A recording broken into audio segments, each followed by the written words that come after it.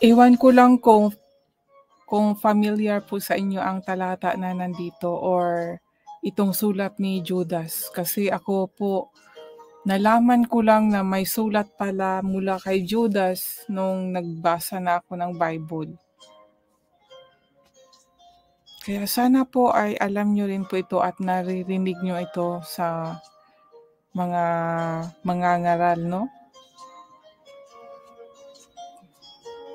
Kasi minsan kinakaligtaan na ng iba. So ngayon, nandito po ako, babasahin ko po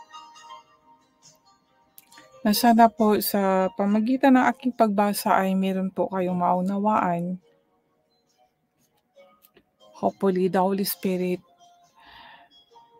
magbigay sa ating lahat ng kaunawaan para malaman po natin.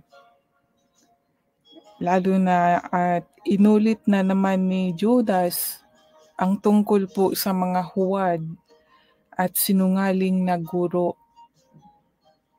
So ngayon po, umpisahan ko na pong basahin. Ito ay isang chapter lang po ito, no, dito. Mula unang versikulo hanggang 25.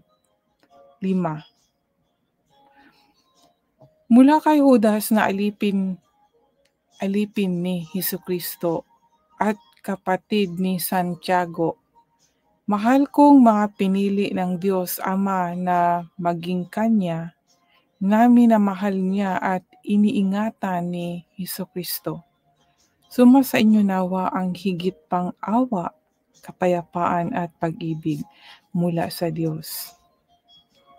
Mga minamahal, gustong-gusto ko sanang sumulat sa inyo tungkol sa kaligtasang natanggap natin. Pero naisip ko na mas kailangan ko ngayong sumulat tungkol sa mga bagay na magpapalakas ng inyong loob upang manindigan sa mga aral ng ating pananampalataya.